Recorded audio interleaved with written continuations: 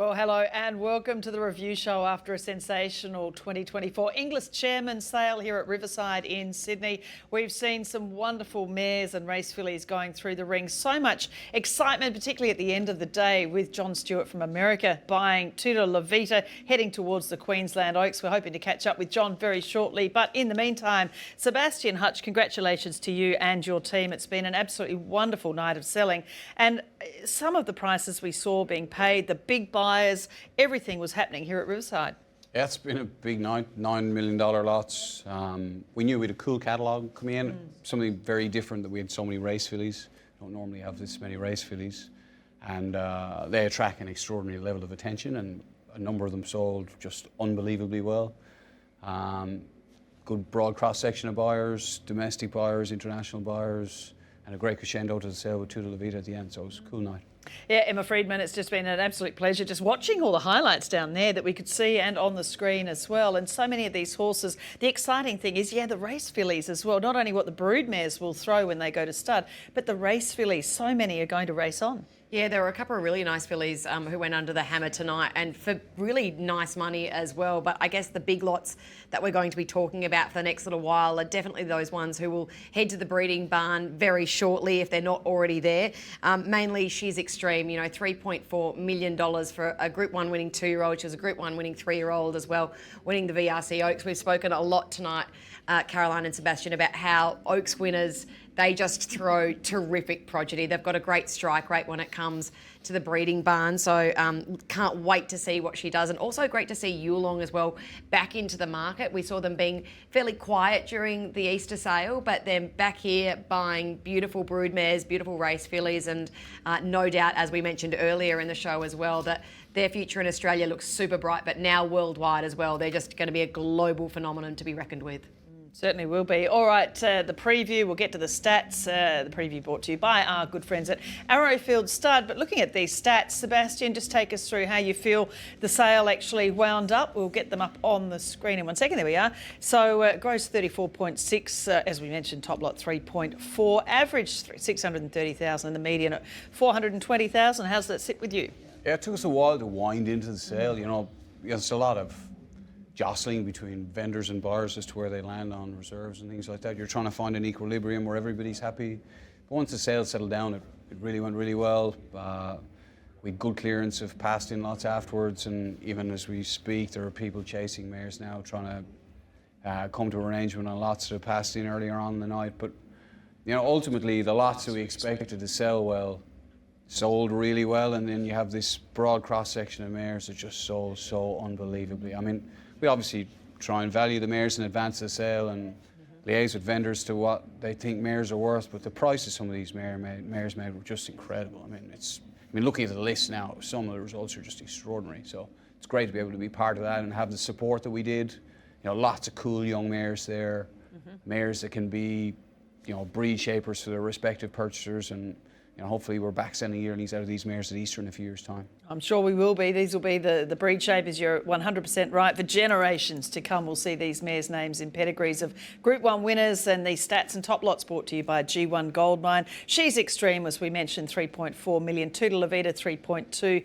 Kamochi, 2.2. Say Magique, beautiful scenes there with Neville Begg, 1.7. Penny Weaker, another Dual Oaks winner, 1.6 million. Autumn Ballet, 1.6. Pinocchio, the Dam of Classic legend, 1.15. And Star Tontes for the big team there with Rob Heathcote, 1.15. Let's have a look at She's Extreme. I mean, she is, Emma, an outstanding looking individual. We know, of course, a Group 1 winning 2-year-old and an Oaks winner by extreme choice. I mean, there's so much to love about her. And she was always really the main talk lot for this sale. Oh, no doubt. Having won a Champagne and then going on to win an Oaks, it's a very difficult thing to do. And so she's a winner, a Group 1 winner at those sprint trips, but then over the 2,400 metres as well. And hearing from Tommy Berry, who rode her throughout her career, she was so incredibly clean-winded, great set of lungs on her. As an Oaks winner, she's got some size and some strength about her as well, and we saw that in her juvenile year. So you can understand Tom Magnier and the team at Coolmore very keen to get involved. Yeah, and Rob Crabtree as well. I mean, great of him to be offering this sort of mare for sale. Yeah, she was sold as a foal on Inglis Digital. She went through an Easter yearling sale, made 250 grand. I think that amazing thing about a mare like this is we never really got to see the best of her. Like, she had 11 starts, and yeah, she won a Group 1 as a 2-year-old, Group 1 as a spring 3-year-old, but they're really just finding their way with her. She was getting, she'd progressed significantly with racing, and I don't think there's any doubt in anybody's mind that there's an autumn 3-year-old, there's an older mare. She was going to mature into her frame. It's not saying she's big mare, really big mare, but she's loads of scope. Yeah. And she looks extraordinary now. I mean, you'd love to be able to train her and race her now. And Coolmore in the business of accumulating these special mares. They see an opportunity in breeding stallions out of mares like this, and hopefully with a bit of luck she can breed a good racehorse and ultimately end up with an offspring of hers on the roster of Coolmore one day, whether it's in Australia or somewhere else around the world. It's exciting for them. Certainly is. Gemma caught up with Rob Crabtree, whose colours, of course, She's Extreme raced in just after the sale. She is extreme elegance. She is extreme excellence. It wasn't just a question of money. She was a beautiful animal, thoroughly enjoyed by those that raced her. And now, of course, we've had a big and a Hollywood sort of day, but I'm really grateful to Coolmore. It's the second multi-million-dollar horse they bought from me. They paid 2.2 for Mizzy that we bred, and now 3.4 for She's Extreme, and I wish them the best in the world with her. She's Extreme. She goes for 3.4 million. Well, you can certainly see why she was such an elite race mare. You have to be pretty special to be able to win the races that she was able to do. She's got great depth of girth. She's all quality. She's very much like her own sire. She looks like she's the type of mare that's going to be able to produce commercial foals, and hopefully she can go on and produce a stallion or a Group 1 winner in the future. We've had a great fun time with her. Nevertheless, at the end of the day, they bought a beautiful animal.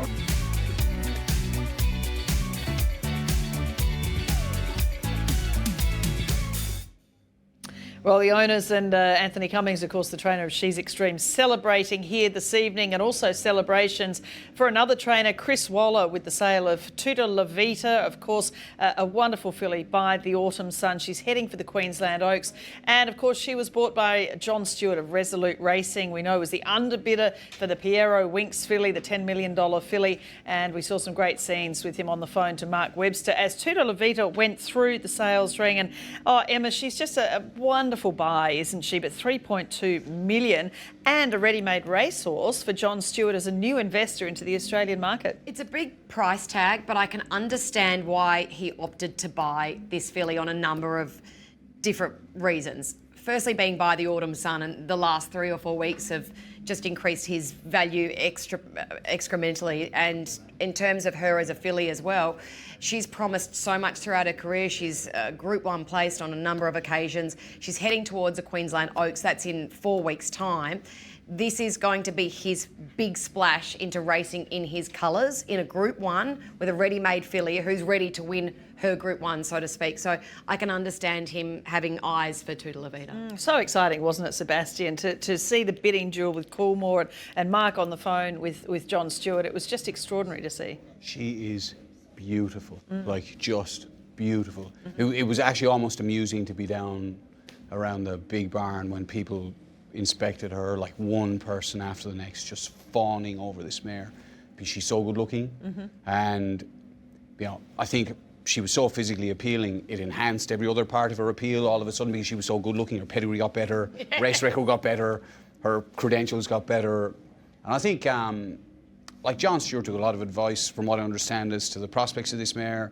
And look, I don't know ultimately what his intentions are with her longer term. I presume she'll go to the Queensland Oaks, but I think if he goes back and has a look at Chris Waller's record with these mares, that he's run in Oaks as 3-year-olds and then brought back his older mares, like we did it with Winks. He didn't obviously have a tissue until she was an older mare, but he managed her. She's a 2,000 metre mare when she got him, and now she's lethal at a mile. He did the same thing with Invincibella, ran in an Oaks and ended up winning Group 1s at 1,500 metres.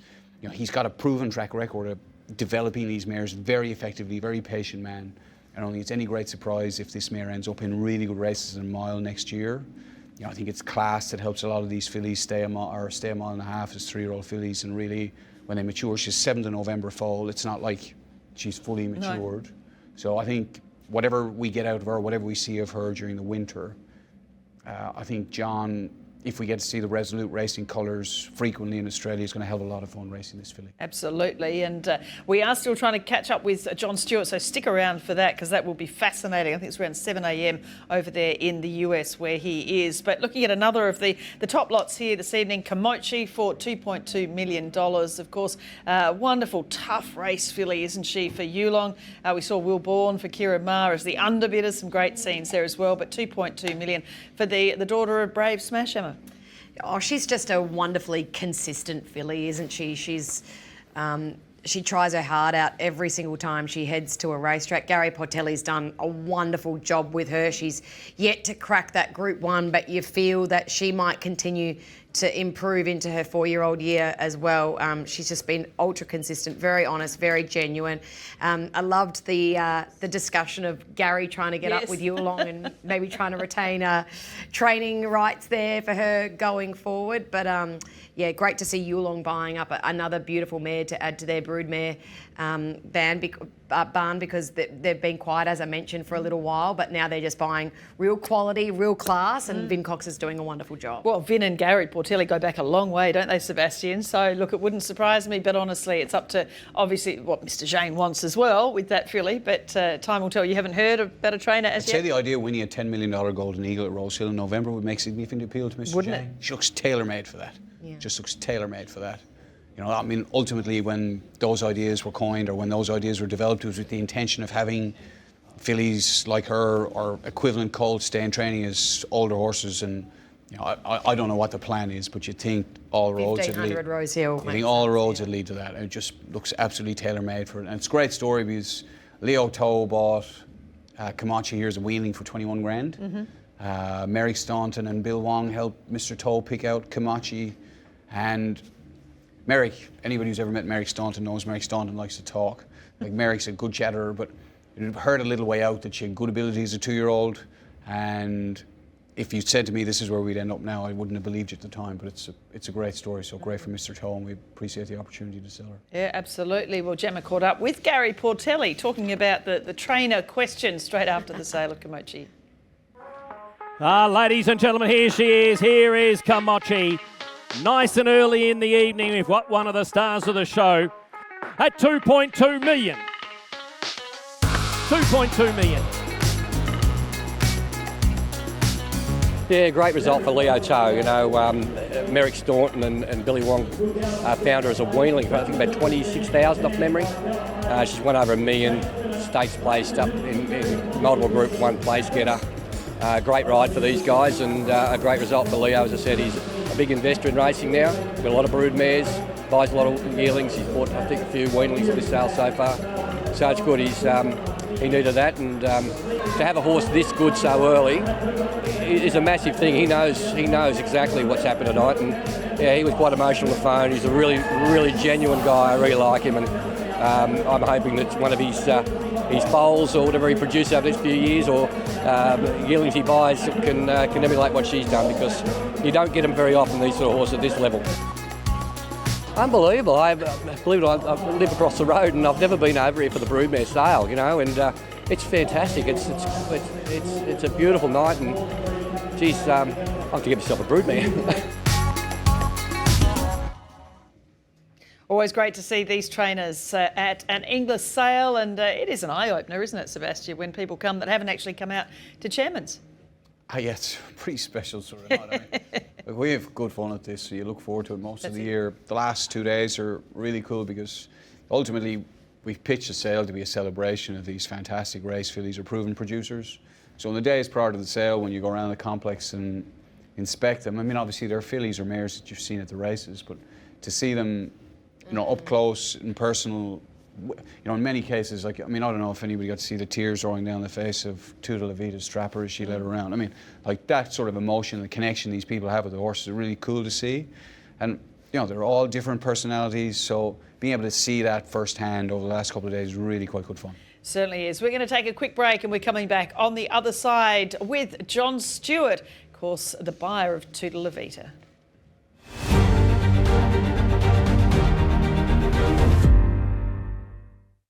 Ever wonder what it's like owning your own racehorse?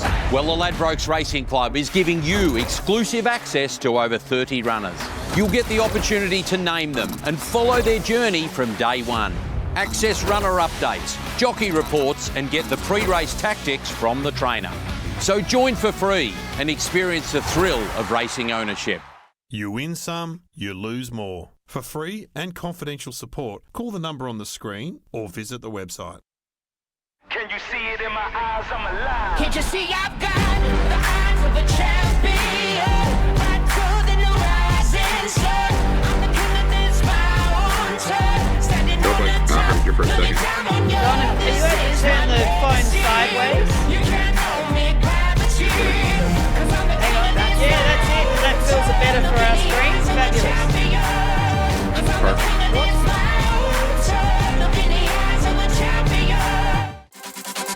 Introducing the 2024 Darley roster. Cylinders from the Newmarket by a length. Champion 2-year-olds. But it's Native Trail who's 5 out of 5. Champion 3-year-olds. And 2 darn hot, 2 darn good. World champion sprinters. Bivouac who explodes.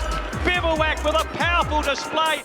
Darley in 2024 has it all. Holding on Animo, this time for the big A. Start with the Darley Stallion and the rest will follow.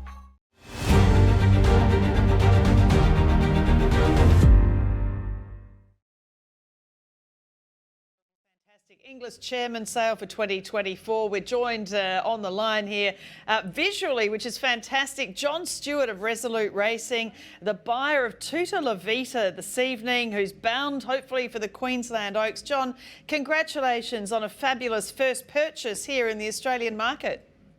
Oh, thank you. It's actually not my first though. I bought 6 at the yearling sale too, so. Oh, sorry, of course, Booker, silly. Yeah, Your first broodmare purchase, I yearlings. should say, of course. But it's fantastic to get in with a horse that is a ready-made racehorse and will obviously be a broodmare in the future, but to get in with a horse that can race in your colours so soon. Yeah, no, it's exciting. It's something that we were looking at. We think it's, you know, a good partnership. We met Chris when we were in Australia, and knowing that he's training the horse, you know, and how he feels about the horse was, you know, one of the reasons that we decided to buy her. John, you have made a monumental splash into the Australian market over the last little while, as you said, buying the 6 yearlings at the Easter sale, including the beautiful Booker filly. She was just an absolute queen, a standout at that sale, and then to buy this filly in Tuta La Vita. Tell us about how your interest in Australian racing sparked, because we know prize money here is terrific. We love the bloodlines that Australian racing brings not only to our racing scene, but worldwide as well. What are you looking forward to about racing in Australia? Look, we came down and visited for the Golden Slipper, and Chelsea and I, you know, just really enjoyed it. And you know, while we were there, you know, just with all the excitement and you know how the public, you know, accepts and embraces horse racing, you know, it's just kind of inviting, and we wanted to be a part of it.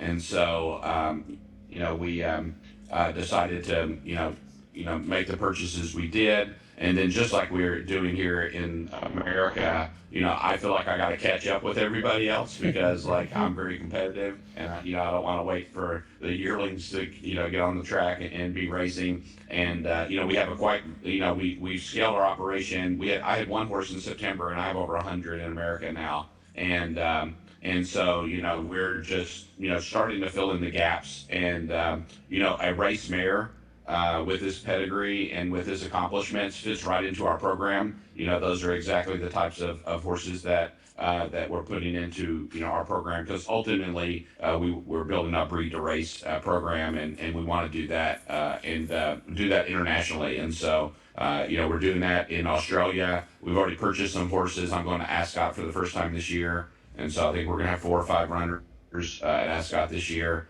And you know, just you know, trying to, you know, balance out the portfolio.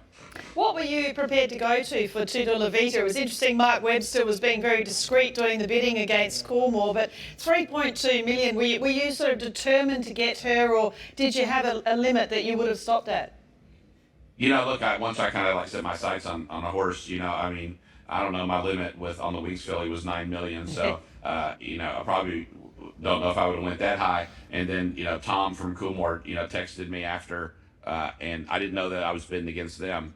And so, that was, interesting. I have a lot of respect for them. So, makes me feel better about the purchase, knowing that they were the ones on the other side. John, she's a beautiful, beautiful filly. Are you a chance to come down and see her run during the winter in Queensland, or will you be watching from afar? Look, I'm definitely planning another trip to Australia with my primary business, my private equity business, and so doing some fundraising. And so it would be great to time that up so we could see her run in the Queensland. And so we're trying to organize to get our racing silks sent down to Chris Waller right now. We can get them printed up for you. We know a few people in that biz down here. We can get them on the email and get them printed up for you. I know this is a long way forward and hoping that she does win that Group 1 for you in the next little while. But as a broodmare, I know in the past you've spoken about, say, keeping the Piero Winks filly in Australia and wanting to keep her here. But also, you've got a great business in America. Would you look to breed with Tutor La Vita here in Australia or in the States? Look, I think we'll evaluate that. As that becomes more relevant. Right now, we're more focused on her racing career. With wanting to have racehorses in Australia as well. It makes sense to have broodmares in Australia, and so that we can produce our own racehorses, because that's really what we want to do. But I see opportunities, especially as these. Fillies become mares and they become more mature after their 3-year-old season to race them internationally. And so I have some of the top turf fillies in America right now. I got this wonderful turf filly that I bought, American Pharaoh filly named Sweet Rebecca, who's undefeated in 2 starts, already has run won a listed stakes and is headed to Ascot. And, people are thinking that she's probably one of the top 3-year-old turf fillies in the States. Would love to see her come down to Australia to compete, and vice versa. And so, it's logistically, it happens all the time with being able to fly some of these horses around and race them. It's harder when they're younger, of course, because of the maturity level. But I really want to see the competitiveness on an international scale. I think it's good for the game. Look at how much fun we've had just with me buying horses in Australia, and then us bringing American horses to Australia, bringing Australian horses to America, and we're already taking American horses over to the UK and racing in something like Ascot, where everybody's telling me I'm crazy. You can't do that because the horses are so much better over there. But you'll never know until you try it. So. Absolutely. Well, Wesley Ward's done it really well, obviously, going from America and winning it at Royal Ascot. But it seems as if you're having a lot of fun. It is a win, I guess. Same with buying that Booker yearling for $3 million and buying Tutor La Vita. And it's a great sort of relationship, I guess, that started out chatting with Mark Webster here from Inglis and really the Australian industry being explained to you. But it's taken you on a pretty good ride already. Yeah, look, we're going to be active in the Magic Million sale as well. I have my eye on a New Zealand horse there, and so I've already kind of publicly declared that that's something that we want, and as I tend to do, and it's exciting. It's all good fun. At the end of the day, and just part of the excitement. And we just had our first runner in the Kentucky Derby up here, just this last weekend, and that was a really tough race for our horse, and the horse was just a touch. So, but having a good time with everything. Well, it's been fantastic, and I think you've really brought the breeding and racing game out into the public sphere as well, with your interest, obviously, in the Winks filly and buying here tonight and whatever goes on in the future with future sales. But we really thank you for your time, John, and best of luck with Tutor La Vita. Yeah, thank you. I hope all the Australian racing fans will be cheering for us. Certainly will be. John Stewart there, Resolute Racing, buying Tutor La Vita, heading for the Queensland Oaks. And quite an amazing story, isn't it, Sebastian? Yeah, it's cool. I mean, when John and Chelsea got involved in Easter, we said that Australian racing would be better for the participation of people like that. You want to see people like that do well because they encourage other people to get involved. And hopefully we're toasting to success for John and Chelsea and Resolute Racing maybe as soon as the Queensland Oaks or the Doomben Roses or however Chris chooses to get her there. And it stimulates John and other people to want to get more involved or to continue to get involved and grow their involvement here. I mean, ultimately, success breeds success, and hopefully they can do well. And absolutely. Yeah, it's a great story. I mean, he's a great sportsman. Yeah, it's good on him. Adds a whole new realm to the breeding and racing industry, doesn't it, with John Stewart's participation.